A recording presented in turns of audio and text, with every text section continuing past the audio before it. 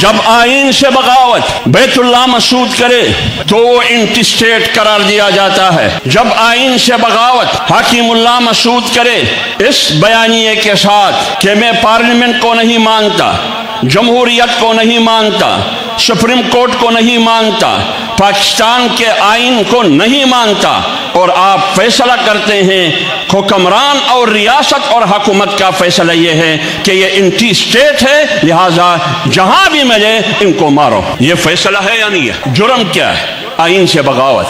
आइन के फैसले को नहीं मानते, फिर उधर सर उठाते हैं पार्लियामेंट में। पार्लियामेंट में उनकी सहूलतकार मौजूद है। क्यों? वो सहूलतकार कहते हैं हम एतदाल पसंद है, हम रोशन ख्याल है, हम एडवांस है, हम सेकुलर है, हम लिबरल है। लेकिन एक बात सुन ले, जब आपकी सेकुलरिज्म, आपकी लिबरलिज्म, आपकी रोशन ख्याली, आपकी ये मनगढ़ंत एतदाल पसंदी इस्लाम से मुतसादिम होके आता है, फिर वहां मैं इस्लाम को तरजीह दूंगा, पाकिस्तान को भी तरजीह नहीं दूंगा। फिर मेरी तरजीह इस्लाम है, फिर मेरी तरजीह इस्लाम है। और ये आज का इस्लाम नहीं है। मैं नहीं कहता, कायदे आज़म ने सन 1947 को कानून साज असेंबली से खिताब करते हुए कहा कि नबी सल्लल्लाहु अलैहि वसल्लम मेरा रोल मॉडल है। कायदे आज़म ने कहा कि रसूलुल्लाह सल्लल्लाहु अलैहि वसल्लम मेरा रोल मॉडल है। अब मेरी बात तो आप नहीं मानते, कायदे आज़म को तो मान लो, कायदे आज़म की बात तो मान लो। साल में 2 बार 3 बार कायदे आज़म डे आप मनाते हैं। 9 नवंबर को आपने अल्लामा इकबाल डे मनाया, लेकिन उसी अल्लामा इकबाल डे पर क्वेटा में खून बहाया गया, 50 मुसलमान शहीद हो गए, दर्जनों लोग जख्मी हुए। उनके लवाहिकीन बलूचिस्तान के रहने वाले पश्तून हो या बलोच हो, वो खून तलाश कर रहे हैं कि मेरे प्यारों का कातिल कौन है। न रियासती इदारे बता सकते हैं कि कातिल कौन है, न हुकूमत बता सकती है कि मेरे प्यारों का कातिल कौन है। अगर हाफिज अब्दुल्ला जैसे लोगों ने सवाल उठाया तो कहा जाता है ये गद्दार है। हम सवाल उठाएंगे। ये इस मुल्क की बदकिस्मती है, जिसने अंग्रेज के खिलाफ जंग लड़ी वो गद्दार करार दिए गए। जिसने अंग्रेज के बूट फारिश की 77 साल से वह बूट फारिश पाकिस्तान पे हुक्मरान बन के बैठे हैं। कल का मुखबिर आज का रहबर बन चुका है। हमने उनको बहसत मुखबिर तस्लीम नहीं किया था, आज हम उसको बतौर रहबर भी तस्लीम नहीं करेंगे। तो लिहाजा आपने कहा इन्नमा जज़ाउल्लज़ीना युहारिबून अल्लाह व रसूला, क्या खत्म नबुव्वत से इनकार करके अल्लाह ताला के मुकाबले में जंग पर उतर आए हैं या नहीं? रसूलुल्लाह सल्लल्लाहु अलैहि वसल्लम की खत्म नबुव्वत से इनकार करके जंग का ऐलान है या नहीं? पैगंबर को चैलेंज किया गया या नहीं? लिहाजा इसको मुहारबा कहा जाता है या नहीं? क्या इसको दहशत गर्दी कहा जाता है या नहीं? और ये दहशत गर्दी का रवैया, ये शिद्दत पसंदी, ये किसके खिलाफ? अल्लाह के खिलाफ। ये किसके खिलाफ? रसूलुल्लाह सल्लल्लाहु अलैहि वसल्लम के खिलाफ। तो इसकी सजा क्या है जनरल साहब? अन युक़त्तलू। अगर फसाद फिल अर्द की सजा ये है कि मारो, तो फिर अल्लाह और रसूल से लड़ने वालों की सजा क्या है? मारो। औ युसल्लबू, लटकाओ, फांसी पे लटकाओ। उसी आयत को कोट करता हूं जिस आयत को आपने फसाद फिल अर्द के लिए दलील माना। हाथ पैर काट दो, मुल्क बदल करो।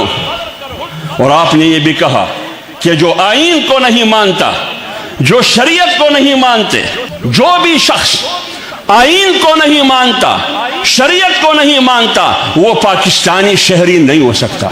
कहा या नहीं कहा? हालांकि मैं आईन भी मानता हूं, मैं आपके सामने खड़ा हूं, मैं आईन भी मानता हूं, मैं शरीयत भी मानता हूं, लेकिन मुझे पाकिस्तान की शहरी तस्लीम नहीं किया जा रहा है। आप मुझे पाकिस्तान की शहरी तस्लीम करने के लिए तैयार नहीं है। क्यों? खत्म करो। पैगंबर अलैहिस्सलातु वस्सलाम बलूचिस्तान और खैबर पख्तूनख्वा वालों को तुमने दिया क्या? एक शनाख्ती कार्ड के अलावा ये जिंदा लाशें हैं सारे। पानी आप नहीं दे रहे, साफ पीने का पानी आप नहीं दे रहे हैं, और आईन कह रहा है कि यह आपकी जिम्मेदारी है। تعلیم مفت دینا یہ آپ کی ذمہ داری ہے، آپ نہیں دے رہے، اور آئین کہتا ہے کہ یہ آپ کی ذمہ داری ہے۔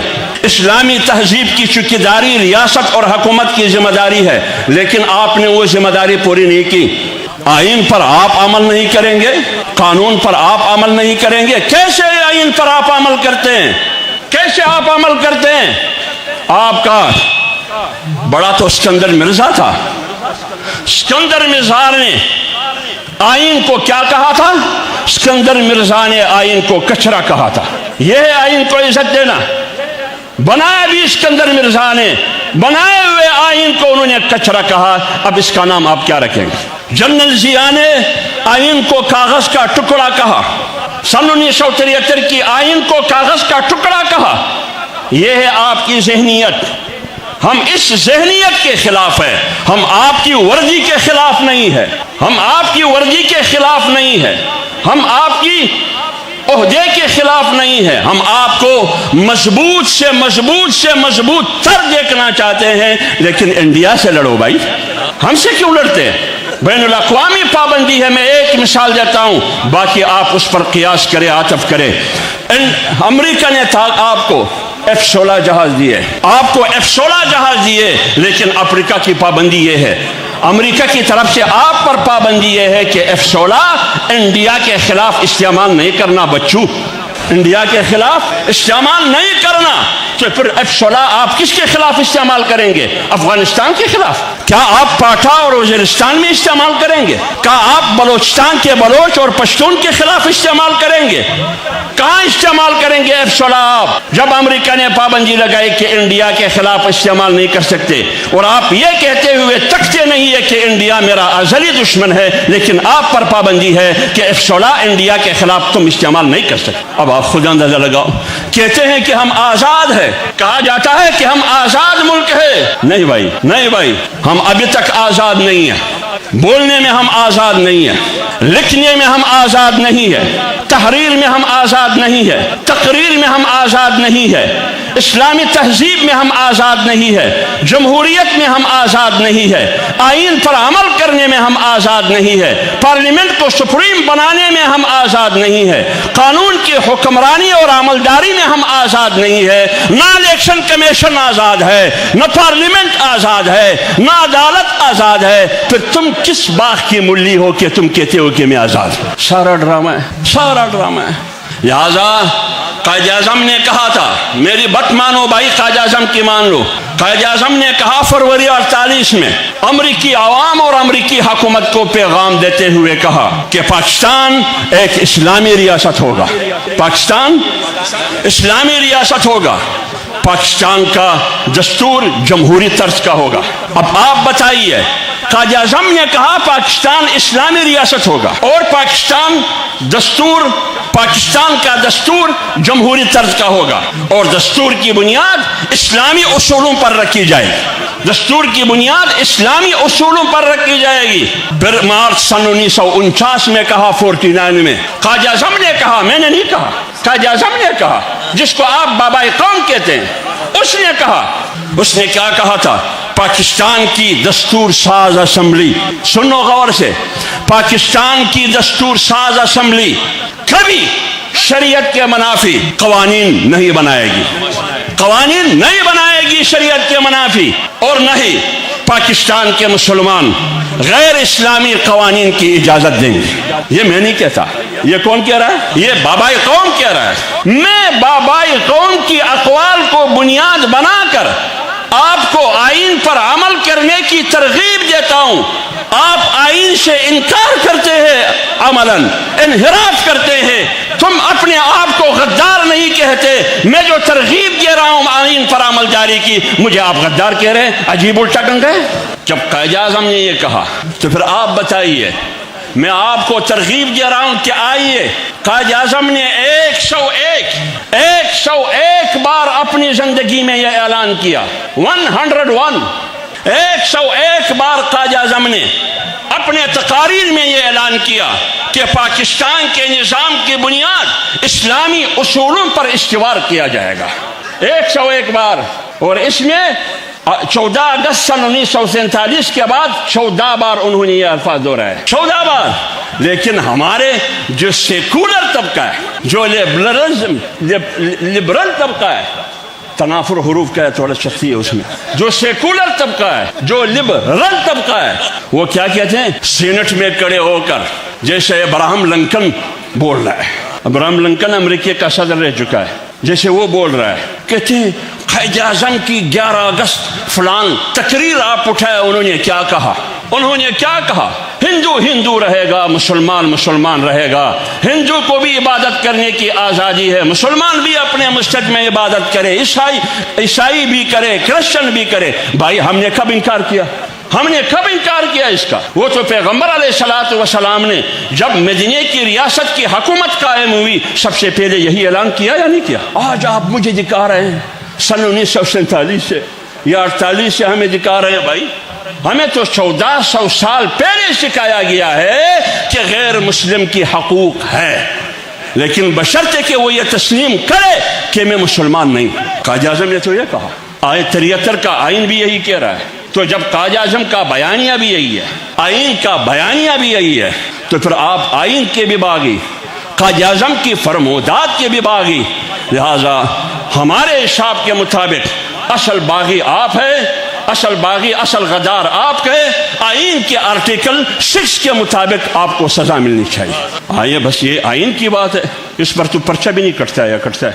लेकिन बदकिस्मती से इस मुल्क में 77 साल में इस्लाम की जो बदनामी हुई, इस्लाम की जो बदनामी हुई इस मुल्क में किसी भी की इतनी बदनामी नहीं हुई है जितना इस्लाम को बदनाम किया गया है इन हुक्मरानों ने। हमेशा जमीयत उलमा इस्लाम आलमी मजलिस तहफ़्फ़ुज़ ख़त्म नबुव्वत, हर चौक पर, हर चौराहे पर, इधर ख़त्म नबुव्वत कॉन्फ्रेंस है, इधर नामूस रिसालत कॉन्फ्रेंस है, इधर फलान कॉन्फ्रेंस है। क्यों भाई, मजबूरी क्या है आपकी? उनको पता है सहूलतकारों की हिमायत और सपोर्ट हासिल है, बैनुल अक़वामी आलमी सपोर्ट भी यूरोप, मगरब, अमरीका और इसराइल, तल अवीव की शक्ल में, और उनके गुमाश्ते 77 साल से इस मुल्क पर हुकूमत कर रहे हैं, उनकी सहूलतकारी भी हासिल है। इसलिए मेरी मजबूरी है, आपकी मजबूरी है, जहां भी हम हैं, जिस भी नाम से है, हमने नामूस रिसालत की चौकीदारी भी करनी है और ख़त्म नबुव्वत के अक़ीदे की चौकीदारी भी करनी है, जिस तरह हम कर चुके हैं। सन 1953 में हमने गर्दनें कटवाई, सन 1953 में हमने शहादतें दी तहफ़्फ़ुज़ की। सन 1974 7 सितंबर को मुफ्ती महमूद रहमतुल्लाह अलैह की क़ियादत में हमने क़ादियानी की सर वहाँ कुचल दिया, आईनी हाथों से उनका सर कुचल दिया। फिर सर उठाते हैं, फिर हम सर कुचल देते हैं। 22 सितंबर 2017 को आप भूल जाते हैं, इसको भी तारीख का हिस्सा बनाओ ताकि मैं भी तारीख में जिंदा रहूं। 22 सितंबर 2017 को इलेक्शन इस्लाहात के नाम पर उसकी आन में ख़त्म नबुव्वत की क़वानीन को भी ख़त्म किए गए और हल्फनामे को इकरारनामे में तब्दील किया गया। उसका रास्ता, उस डकैती, उन डाकुओं का रास्ता अगर रोका है तो जमीयत उलमा इस्लाम के एक अदना कारकुन हाफिज अब्दुल्ला ने रोका। 22 अगस्त 2024 को सुप्रीम कोर्ट में आपकी क़ियादत, मेरी क़ियादत, हम सब की क़ियादत, मौलाना फजलुर रहमान साहब ने 72 साल में पहली बार सुप्रीम कोर्ट के कटहरे में चीफ जस्टिस और बेंच के सामने खड़े होकर बैसत एक चौकीदार और अलम बुलंद किया कि ख़त्म नबुव्वत की चौकीदारी का जिम्मेदारी मैं अदा करूंगा। लिहाजा हम आपका पीछा करेंगे, इस फितने का पीछा हम करेंगे। इसके कोई इंसानी हुकूक नहीं है, कोई इंसानी हुकूक नहीं है, जहां मिले इनका सर कुचल देना चाहिए। लेकिन कानून के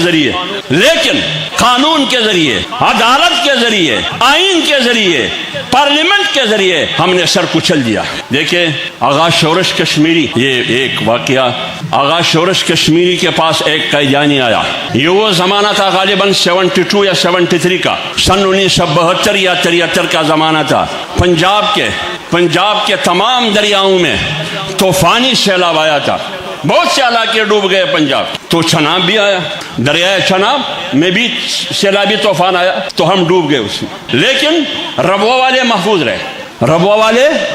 रहे, آغا شورش کشمیری کے پاس آیا کہ آج آپ نے ہمارے حضرت کو تسلیم کرنا ہے اور ان پر ایمان لانا ہے۔ آغا شورش نے کہا کہ آپ کا حضرت کون ہے؟ جواب میں کہا تو وہ تو نہیں جانتے تھے کہ میرا حضرت مرزا غلام ہے، میں غلام احمد نہیں کہتا ہوں، مرزا غلام ہے۔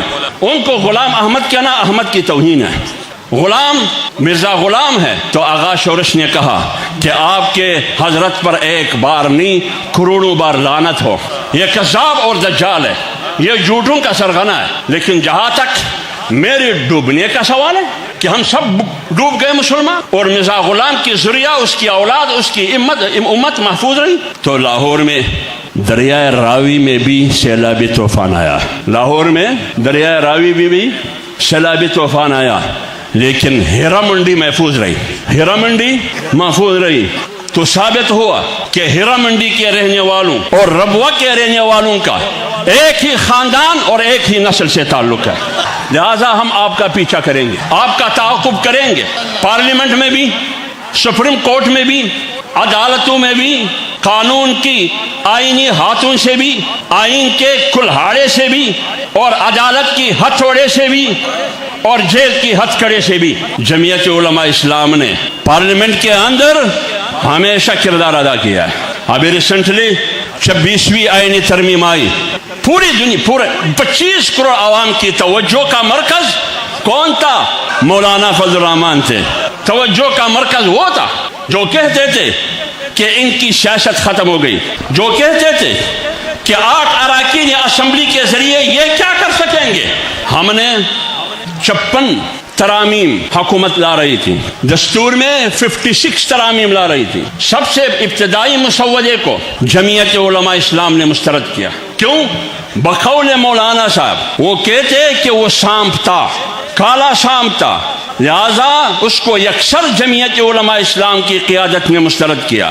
پھر پوری قیادت آئی، پیپلز پارٹی کی قیادت ہو، پی ایم ایل این کی قیادت ہو، تحریک انصاف کی قیادت ہو، بڑے چھوٹے موٹے سارے آئے، لیکن مولانا نے اپنا منوا لیا ان سے۔ وہ سارے آئینی ترامیم میں جو گند تھا ان سب کو نکال دیا گیا۔ میں اس کی مثال ان میں سے 1-2 مثالیں بتاتا ہوں۔ تو وہ خطرناک چیزیں کیا تھیں؟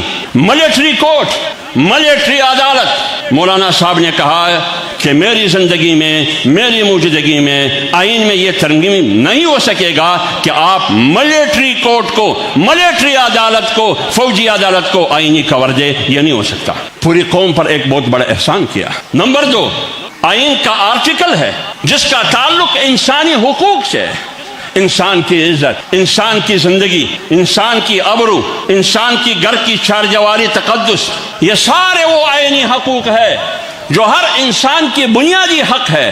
اس کو ختم کرنا یا غیر مؤثر کرنا چاہتے تھے۔ اس ابتدائی آئینی ترمیمی مسودے کے ذریعے مولانا صاحب نے اس کا راستہ بھی روک لیا۔ اس کا کیا مطلب؟ انہوں نے انسانی حقوق کی جنگ لڑی۔ یہ جو انسانی حقوق کے علم بردار بنے، یہ جو انسانی حقوق کے چمپین بنے امریکہ کی تابعداری میں، وہ انسانی حقوق کو بھی پاؤں تلے روند ڈالنے کی کوشش کر رہی تھی یہ قوتیں، یہ قیادت، اور ملٹری کورٹ کو بھی آئینی کور دینے کی کوشش کر رہی تھی یہ قوتیں۔ لیکن وہ قوت جو جمعیت علماء اسلام انتہا پسندی، شدت پسندی، اسلامی سیاست کے نام پر بدنام کیا جا رہا ہے، انہوں نے انسانی حقوق کی جنگ لڑی۔ یہ ہے کامیابی۔ اور دینی مدارس کی رجسٹریشن، اسلامی نظریاتی کونسل کی سفارشات، شریعت کوڈ، سودی نظام معیشت کا خاتمہ، یہ سارے وہ چیزیں ہیں جس کا تعلق دینی اسلام سے۔ جمعیت علماء اسلام نے یہ جنگ لڑی، اور لیکن حکومت نے پھر منافقت کی، حکومت نے پارلیمنٹ کی توہین کی، حکومت نے جمہوریت کی توہین کی، حکومت نے، حکومتی پارٹیوں نے آئین کی توہین کی، جب انہوں نے راتوں رات انسدادی دہشت گردی وغیرہ وغیرہ جو 5-6 ایکٹ انہوں نے لائے آئین ایکٹ جو سن 1997 کی انسدادی دہشت گردی ایکٹ میں ترمیم لانے کے لیے انہوں نے پارلیمنٹ میں پیش کیا.